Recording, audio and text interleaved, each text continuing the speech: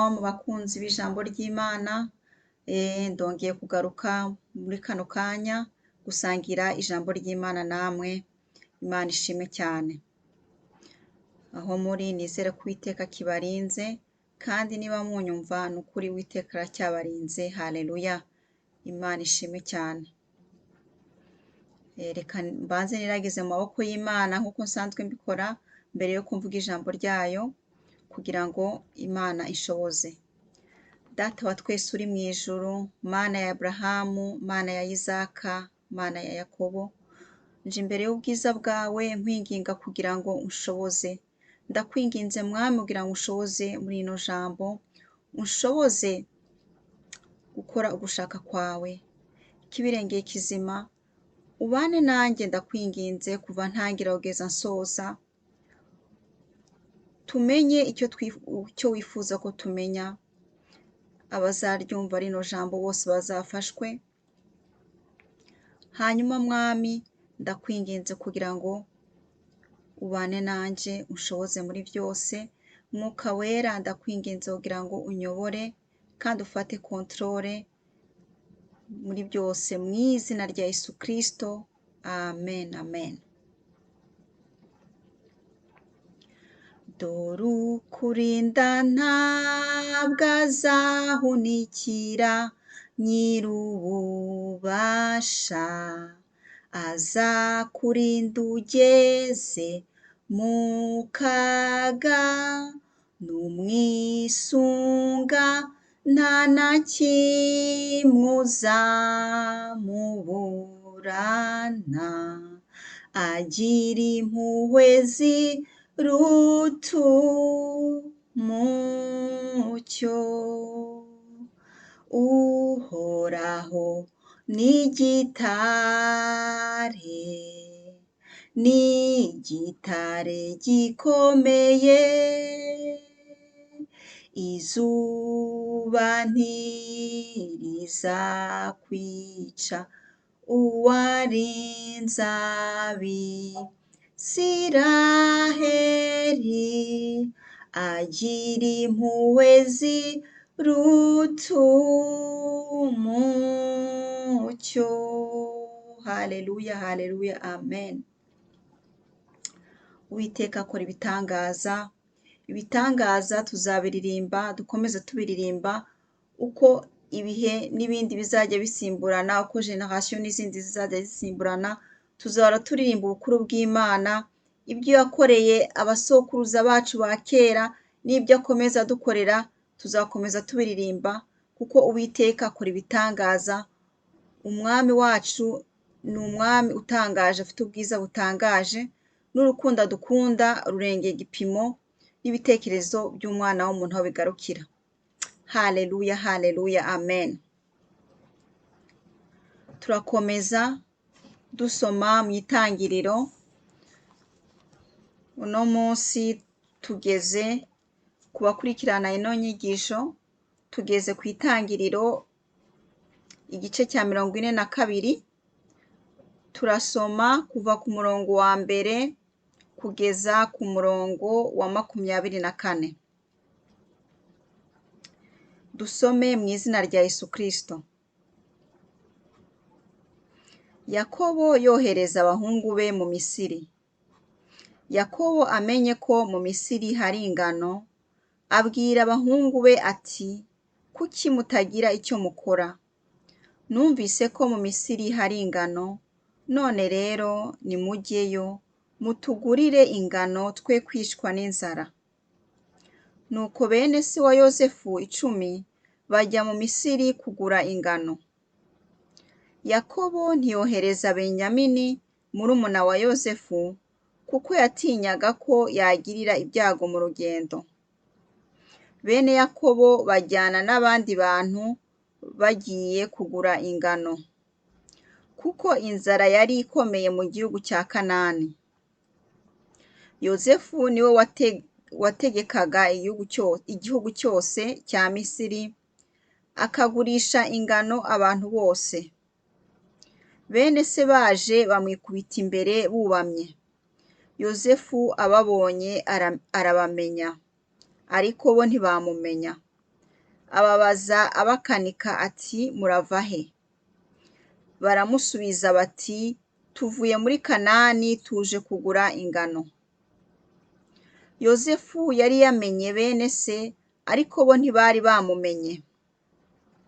Yozefu yibuka za nzozi ziberekeyeho yari yararose, nuko arababwira ati muri abatasi, muzanywe no kureba ko igihugu gifite intege nke.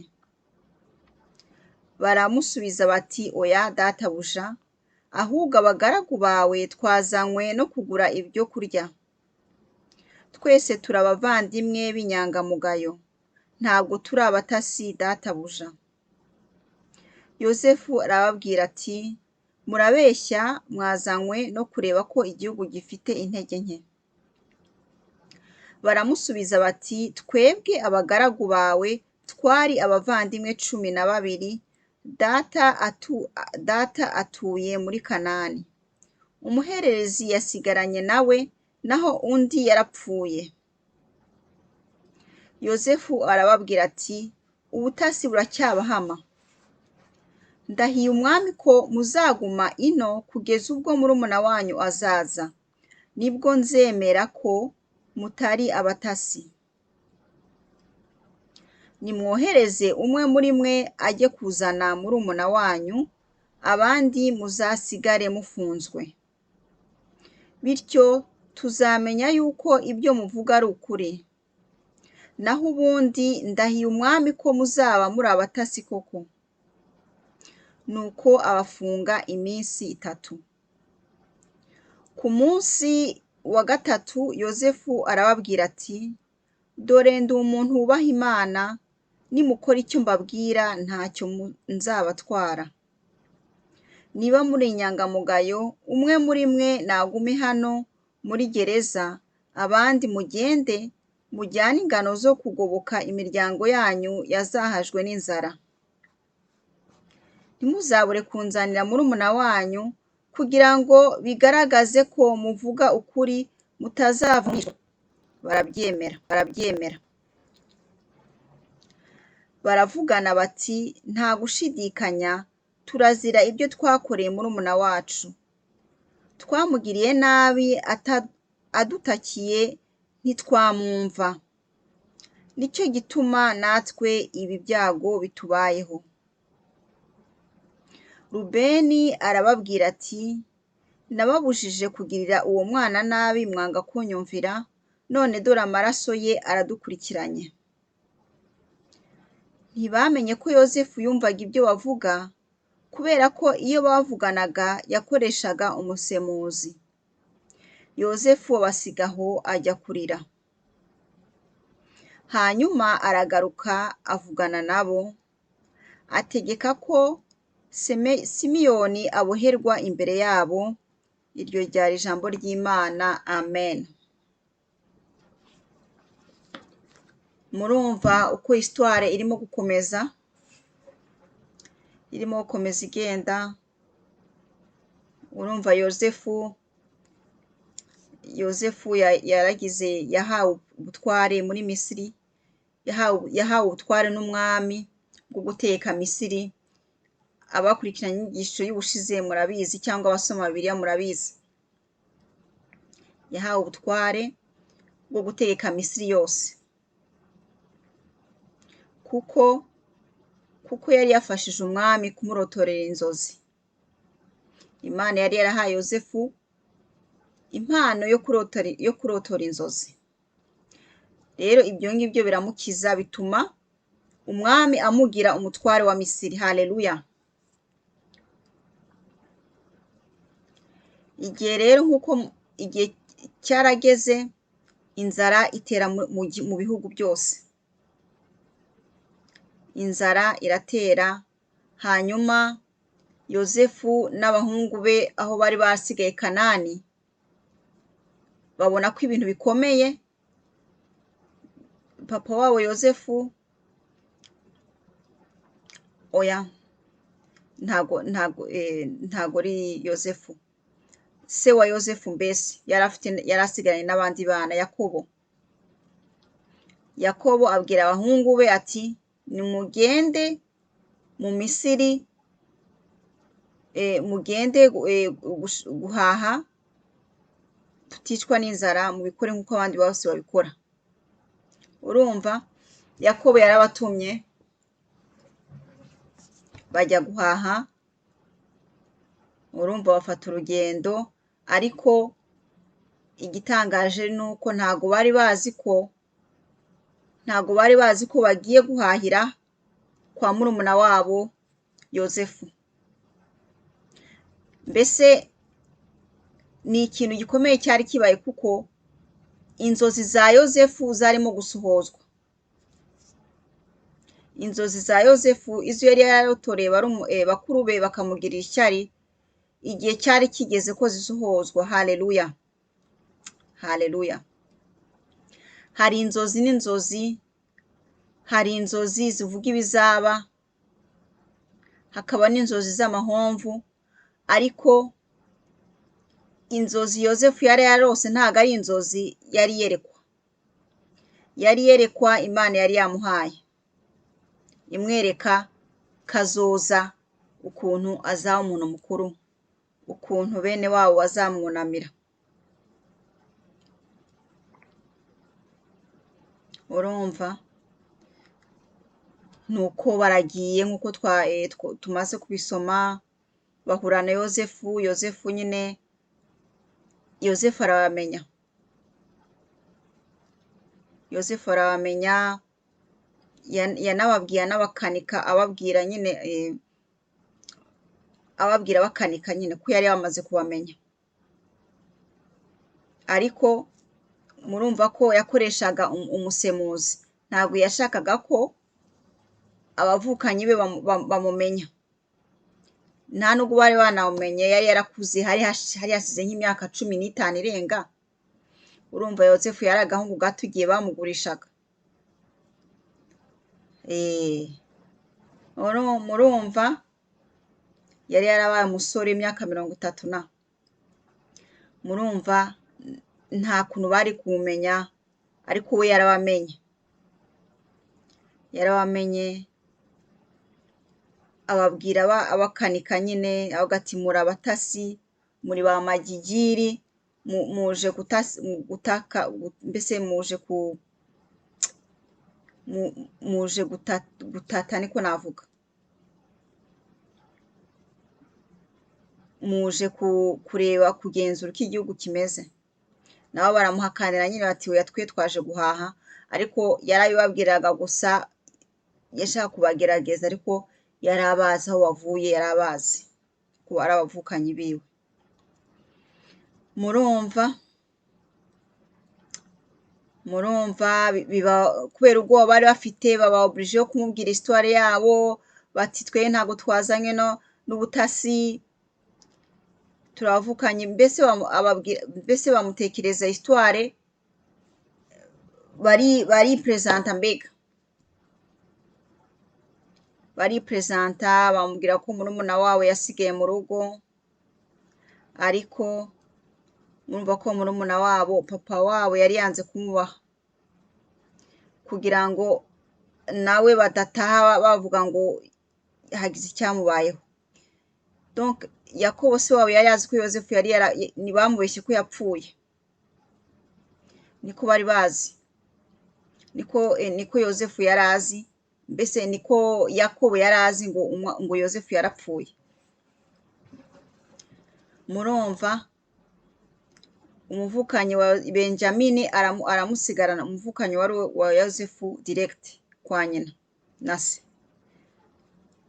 aba oblige yo kumuproteja nyine, kuko yari azi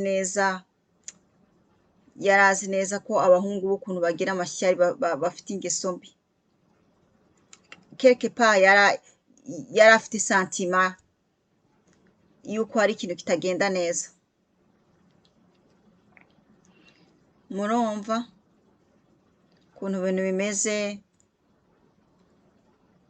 Byarangiye Yozefu afunze bene wabo, agafunga iminsi 3. murumva ko ukuntu ibintu biteye ubwoba ko ukora ikibi ukagisanga imbere.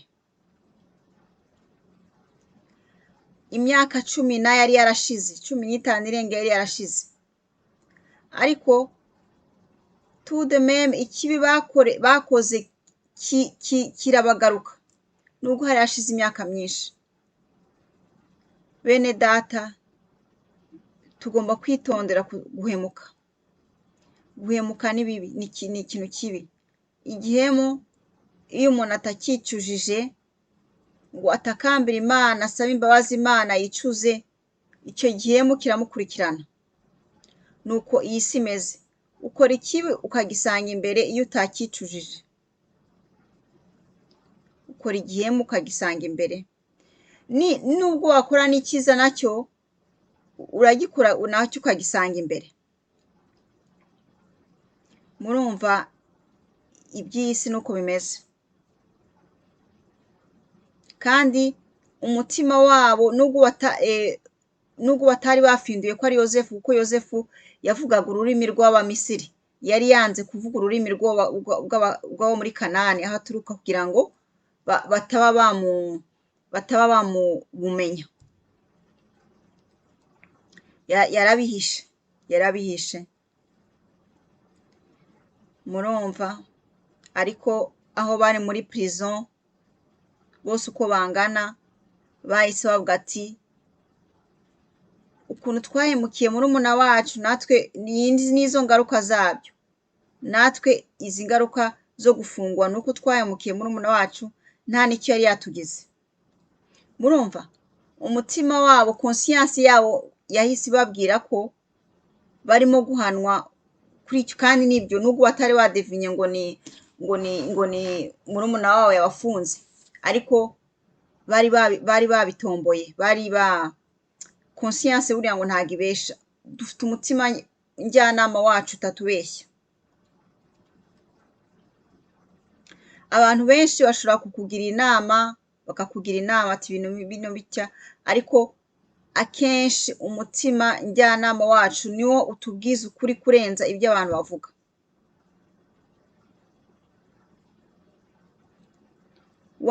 Rya shusho ry'Imana Imana yaturemanye, iryo shusho ry'Imana yaturemanye, iryo shusho nyine niryo ritubwiza ukuri. Uwo mutima njyanama wacu utubwiza ukuri kurenza ayandi majambo yose dushobora kumva ahandi.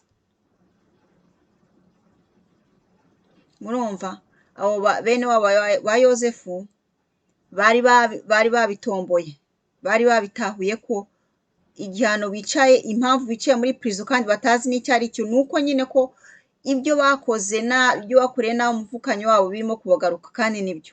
Bari babibwiwe n'iki se? Bari babibwiwe n'iki ko nta cyaha bari bakoze? Uwo mutegetsi wa Misiri batari bazi yari yabahoye ubusa ngo ni abatasi. Murumva ko ibintu ari automatique. Conscience yabo yababwiye ko barimo guhanirwa icyaha bakoze mu myaka na jana, kandi byari byo. Murumva, ni ibintu bikomeye. Ni ibintu bikomeye mu buzima bwacu bwa buri munsi. Reka twirinde guhemuka. Reka twirinde guhemuka. Erega igihemu kiri mu bwoko bwinshi. Ibihemu biri mu bwoko bwinshi. Hari ibihemu byo kubeshya, umuntu akabeshyera mugenzi we, umuntu akica mugenzi we, umuntu akiba mugenzi we. Mbese ibihemu biri sorte nyinshi cyane. Ibintu by'ubuhemu biri sorte byinshi. Ukabeshya, umuntu akabeshya, tukabeshya, mbese ubuhemu ntabwo ni definition nini cyane. Nuko Imana itubwira ngo mukunde mugenzi wanyu nk'uko mwikunda mwebwe ubwanyu. Niko Imana itubwira. Mu by'ukuri bariya bene wabo wa Yozefu ntago bari kugirira nabi Yozefu iyo bamukunda nk'uko bikunda. Ntago byari gushoboka. Niyo mpamvu rero ubuhemu buvana nuko tutakurikije iryo tegeko ry'Imana ryo gukunda mugenzi wacu nk'uko twikunda, kuko twese twambaye umubiri umwe, twambaye umubiri usa, umubiri wacu ubabara kimwe, umubiri wacu Imana uko yawuremye ni kimwe. Santima ni zimwe, imibabaro ni imwe, ibyishimo ni bimwe. Umwana w'umuntu yaremwe kumwe. Ego dufite amashusho atandukanye, hari ab'inzobe, hari abirabura, hari abashinwa, hari abazungu. Ibyo uruhu nuko dutandukanye, uko dusa, ibyo ni detaye, ariko si ukuvuga ko tudasa. Turasa, amasantima turasa. Imana yaremye, yaturemanye umubiri usa twese. Niyo mpamvu iyo umuntu ankubise urushyi ndababara, kandi wenda narukubita uwundi nawe akababara. Uko mbabaye niko n'uwundi ashobora kubabara. Turi umwe, turi umwe. Niyo mpamvu Imana ivuga ngo mukunde mugenzi wanyu nk'uko mwikunda mwe ubwanyu, kuko ntago nakwifuza ko bambeshya. Ntago nakwifuza ko bambeshya, ntago nakwifuza ko bankubita, ntago nakwifuza igihemu kimbaho icyo ari cyo cyose. Icyo ngicyo ntago nakifuza, kandi nta n'uwundi muntu abyifuza. Ntago biryoshye, ntago ari ibintu biryoshye. Nonese ko mba ntabikunze, kuki ngomba kubikorera uwundi? Kuki ngomba kubikorera uwundi? Nakagombye gutekereza ko ntakunda ko bambeshya, n'uriya mugenzi wanjye nuko bimeze. Ntabakunda ko bamubeshya.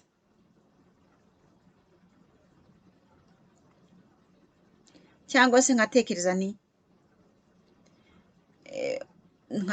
nti wenda nkunda umbwira neza.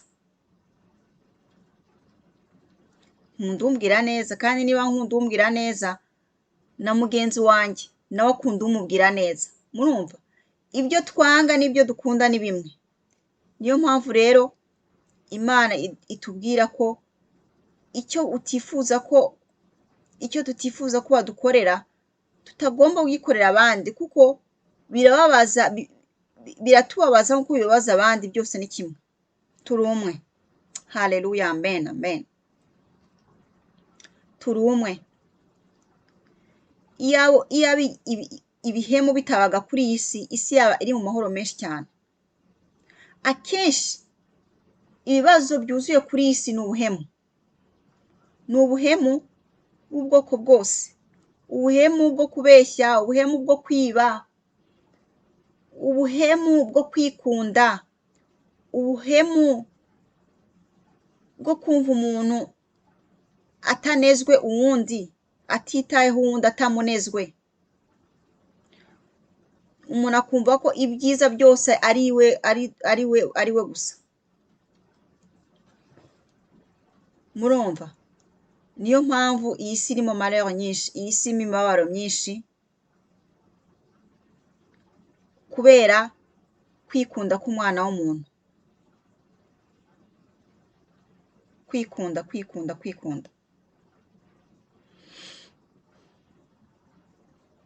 Kwikunda ni ikintu kibi cyane. Kibi cyane, ariko ni ikintu kibi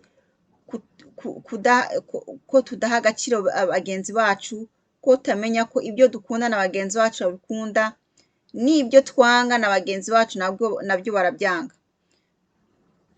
Uwiteka dufashe adufashe kumenya icyo kintu cyo ko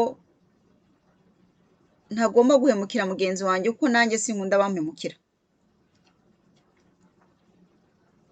Ngomba gukorera mugenzi wanjye ibyiza byose numva ko bankorera, nanjye ngomba kubikorera mugenzi wanjye. Haleluya!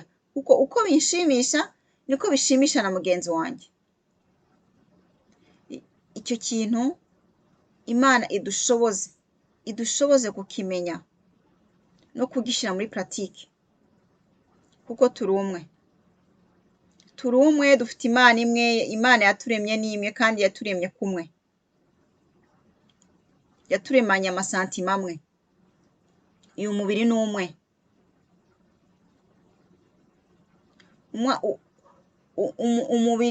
Umwana w'umuntu uko twaje kuri iyi si, Imana yabishije mu mugore, umuntu aravuka. Kandi n'umuntu uko azava kuri iyi si azashiramo umwuka, umuntu ashiramo umwuka agasubira mu gitaka aho yaturutse. Igitaka aho yaturutse, Imana yatubumbye mu gitaka. Murumva ko procedure ni imwe. Umuntu aravuka, akabyarwa, igihe cyagera akisubira mu butaka aho aturuka. Umwuka w'Imana ugasubira ku wawuremye. Murumva ni procedure imwe, yaba ari umukire, yaba ari umukene, yaba ari uba muri etaje, yaba ari uba mu kazi k'ibyatsi, byose ni kimwe. Umuntu avuka muri procedure imwe kandi yarangiza akava kuri iyi si bikaba kimwe. Murumva Imana idufashe kugendera kuri gihemu, idufashe kumenya gukunda bagenzi bacu nk'uko twikunda twebwe ubwacu.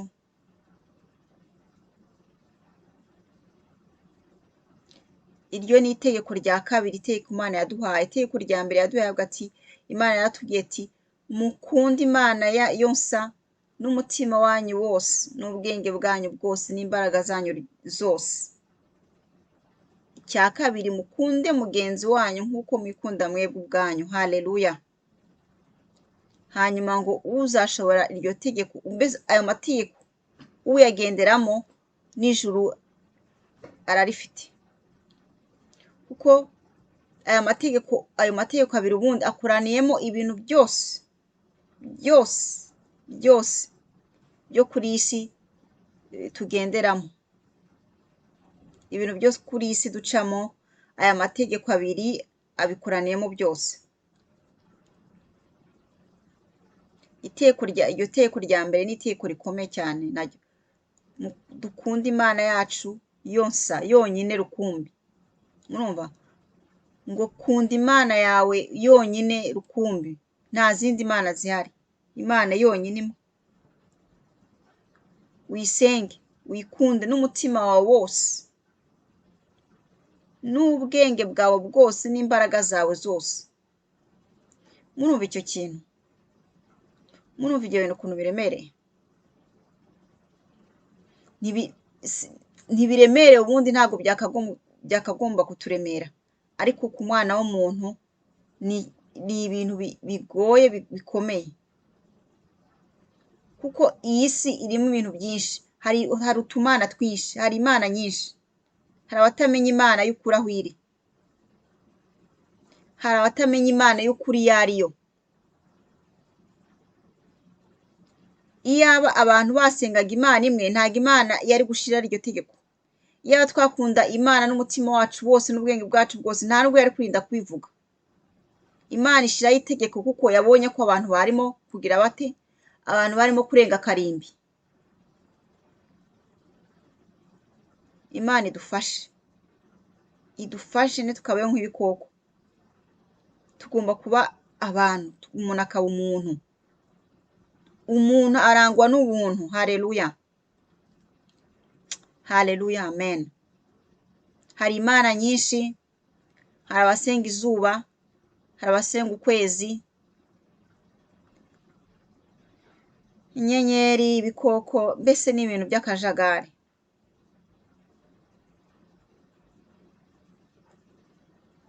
Yego hari n'abasenga Imana imwe, ariko se ko gusenga Imana no kuyikunda ari ibintu bibiri? Umuntu ashobora gusenga Imana ariko atayikunda. Umuntu ashobora gusenga Imana y'ukuri ariko agakunda amafaranga kurenza Imana. Murumva ibintu uko bimeze? Agakunda ibintu materiel kurenza Imana, agasenga Imana y'ukuri ariko agakunda akarutisha amafaranga Imana. Imana yaravuze ngo ntawe ukeza abami babiri, uzakorera Imana imwe uhemukira indi. Murumva? Niyo mpamvu Imana yavuze iti munkunde n'umutima wanyu wose n'ubwenge bwanyu bwose n'imbaraga zanyu zose. Uwiteka adutabare, adutabare, adutabare.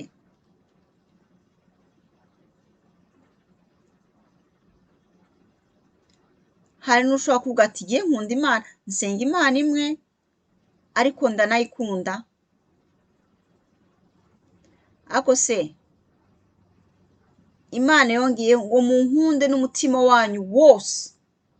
Murumva icyo kintu? Ngo munkunde n'umutima wanyu wose n'ubwenge bwanyu bwose.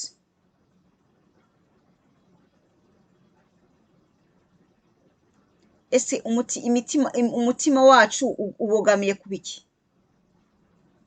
Niki umutima wacu ukunda cyane kurenza ibindi? Icyo kibazo ndakibajije kandi nawe ukibaze. Niki umutima wanjye ukunda cyane kurenza ibindi byose? Niki ubwenge bwanjye bwose? Niki ubwenge bwanjye bubogamiye cyane cyane kurenza ibindi byose?